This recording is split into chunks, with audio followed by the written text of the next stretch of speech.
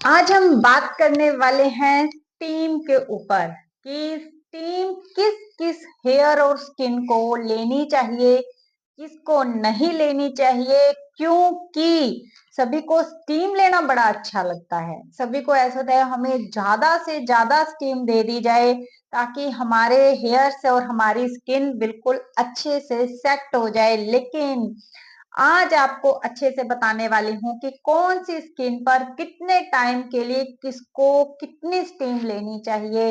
लेकिन उससे पहले मेरे चैनल को सब्सक्राइब जरूर करना, बेल आइकन को हिट कर देना ताकि मेरे सारे नोटिफिकेशन आपको मिल सकें।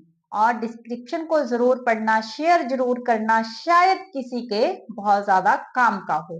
तो चलते हैं हमारे टॉपिक की तरफ कि स्टीम हमें कौन सी स्किन पर, कौन से हेयर पर, कैसे, कितनी, क्या लेना चाहिए।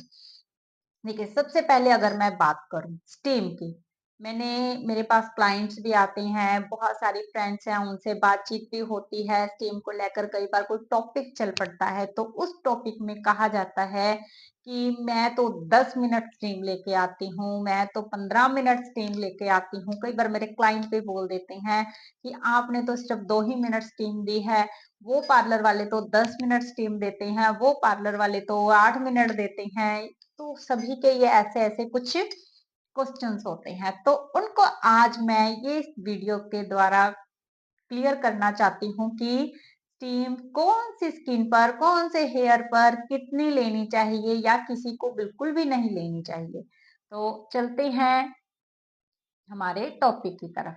तो स्टीम की अगर मैं बात करूं, देखो, स्टीम मैं मानती हूँ स्टीम से बहुत सारे बेनिफिट्स होते हैं। स्टीम से क्या होता है, हमारे अंदर तक जाकर हमारी जो स्किन के अंदर से अच्छे से मैल निकल जाती है, डस्ट बाहर आ जाती है और हमारे हेयर्स के जो क्यूटिकल्स हैं वो सारे क्लीन हो जाते हैं। बिल्कुल ये सही बात है। लेकिन हम जो ये मिथ है ना कि हमें इतने मिनट लेनी ही लेनी है, वो गलत है, वो सही नहीं है। सबसे पहले हम कब अपना ट्रीटमेंट लेते हैं, जब हमें कहीं ना कहीं प्रॉब्लम होती है, हमें महसूस होता है कि हमें स्किन में प्रॉब्लम आनी स्टार्ट हो गई, हमें हेयर्स में प्रॉब्लम आनी स्टार्ट हो गई।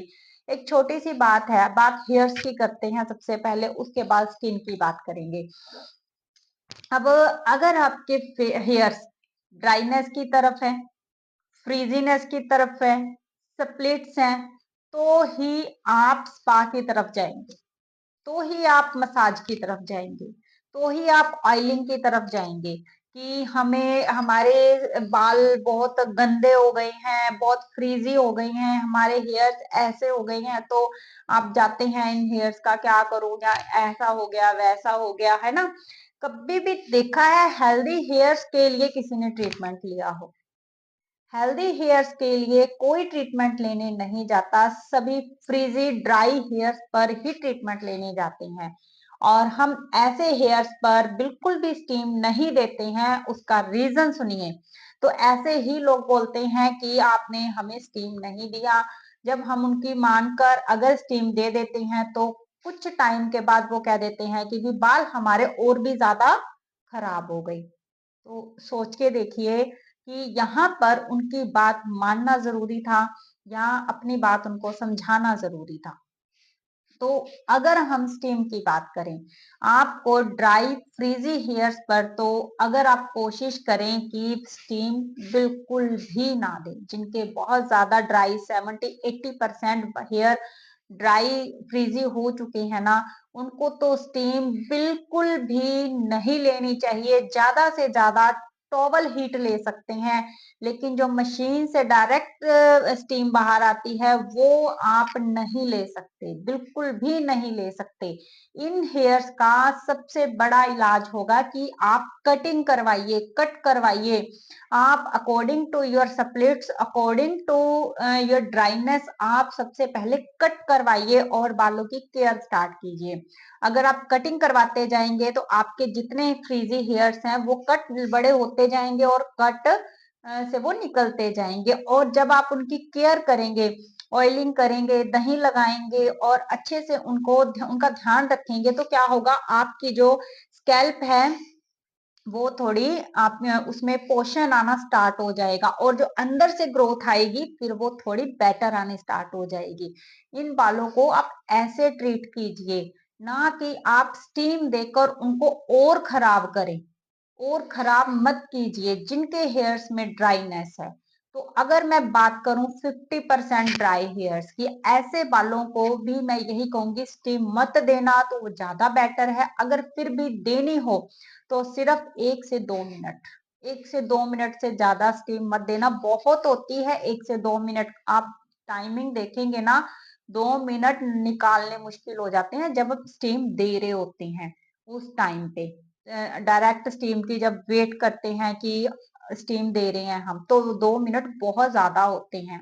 तो उसके बाद अगर मैं उससे कम हेयर, जैसे जैसे हेयर्स हेल्दी होते जाएंगे ना, तो उन हेयर्स में आप स्टीम 5 से 7 मिनट तक दे सकते हैं। फुल हेल्दी हेयर्स में, जो ऑयली हेयर्स हैं उनमें आप 7 मिनट तक स्टीम दे सकते हैं, ताकि जो उनके अंदर का जो डर्टी ऑयल है वो निकल जाए, ताकि जिस जिस ऑयल से वो थोड़ा परेशान है ना, वो ऑयल थोड़ा निकल जाए और उनके बाल नॉर्मल हो जाएं, उनकी स्कैल्प नॉर्मल हो जाए, ताकि वो ऑयली की तरफ ना रहकर थोड़ी नॉर्मल में आ जाए। नॉर्मल में तो आप बस 3-4 मिनट स्टीम दीजिए। वैसे तो मैं यही कहूंगी कि स्टीम को इतनी जरूरत ही नहीं होती। क्यों नहीं होती समझो। कई बार क्या होता है, स्टीम को लेने के बाद उसके लिए आगे बहुत सारे प्रोसेस होते हैं, तो हम क्या करते हैं, उस स्टीम को लेकर सीधा छोड़ देते हैं, सीधा छोड़ देते हैं। तो ऐसा बिल्कुल भी नहीं करना। स्टीम के बाद हमेशा बालों को ठंडा करने के बाद ही उसको वॉश करना चाहिए। तो ये तो बहुत बड़ा प्रोसेस है। सो ऐसे अब आपको यहाँ समझ में आ गया होगा कि भी कौन से बालों में हमें कितनी स्टीम देनी चाहिए। अगर मैं बात करूं स्किन की, तो स्किन पर भी सेम प्रोसेस ही रहता है कि अगर आपकी स्किन ड्राइनेस की तरफ है तो वहां पर आपको स्टीम अपनी अवॉइड ही करनी चाहिए। मोस्टली क्या होता है, जब फेशियल्स करते हैं तो लेडीज को होता है कि हमें अच्छे से स्टीम दे दो। पता है क्या है, जब स्टीम आती है मजा तो बहुत आता है, तो उनको रिलैक्स मिल रहा होता है, तो उनको ये लगता है कि भाई हमें दे दीजिए और स्टीम दे दीजिए, उनको रिलैक्स मिल रहा होता है। तो उस रिलैक्स की वजह से उनको ये होता है कि स्टीम ज्यादा चाहिए। पर लेकिन हमें इस बात का पूरा ध्यान रखना है कि उनकी स्किन कैसी है, ऑयली है, हेल्दी है। नॉर्मल स्किन को हम हेल्दी स्किन बोलते हैं, और क्या ड्राइनेस की तरफ है। अगर तो ड्राइनेस की तरफ है तो स्टीम को अवॉइड कीजिए। हेल्दी है तो आप नॉर्मल स्टीम दे सकते हैं, 2-3 मिनट जो स्टीम का टाइम होता है वो आप दे सकते हैं। अगर ऑयली है तो ऑयली स्किन में भी आपको बहुत ज्यादा स्टीम नहीं देनी है। वहां पर स्किन क्या है, ऑयली स्किन कभी भी देखना थोड़ी पतली होती है, ऊपर से वो स्मूथ कम होएगी, तो इसीलिए उस स्किन को भी हमें बड़ा ध्यान से पूरा देखकर हमें हैंडल करना पड़ता है। सो स्टीम को मैं तो यही कहूंगी, आप टॉवल ड्राई कीजिए, गर्म पानी से फेस क्लीन कीजिए, तो वो एक स्टीम मिल जाती है। गर्म भी इतना नहीं होना चाहिए, नॉर्मल गुनगुना पानी। तो अगर आपको करना स्टीम देनी भी है ना, टॉवल को निचोड़िया गर्म पानी में और ऐसे ऐसे करके टॉवल को ऊपर रख लो। तो ये स्टीम जो होती है बेटर होती है। जो डायरेक्ट मिलती है ना उसको ज्यादा नहीं लेना चाहिए, थोड़ा बहुत ले लो, 1 आधा मिनट 2 मिनट तो बहुत ज्यादा होते हैं। तो इतनी स्टीम लो, बेटर है। अदरवाइज बहुत ज्यादा स्टीम हमें नहीं लेनी चाहिए। हेल्दी स्किन के ऊपर ले सकते हैं, लेकिन ड्राई स्किन के ऊपर आप इसको अवॉइड ही करें तो ज्यादा अच्छा है। क्योंकि स्टीम क्या करती है, ऑयल को अपनी तरफ खींचती है। ड्राई स्किन में ऑलरेडी ऑयल नहीं है, तो सोच के देखो ना, वो ऑयल बिल्कुल खत्म हो जाएगा। तो है ही नहीं है, खत्म क्या हो जाएगा, है ही नहीं है, और अंदर डिहाइड्रेशन हो जाएगी। और ड्राई स्किन के लिए मैंने वीडियोस काफी बना रखी हैं, पीछे कई वीडियोस बनी हुई हैं, तो उसको आप वैसे ट्रीट कीजिए, उसके बाद आप स्टीम ले सकते हैं। क्योंकि जो क्या होता है, जब हम डेली केयर वीकली केयर करते हैं ना, तो चाहे स्किन आपकी ऑयली है चाहे आपकी स्किन ड्राई है, वो आपकी स्किन नॉर्मल बन जाती है।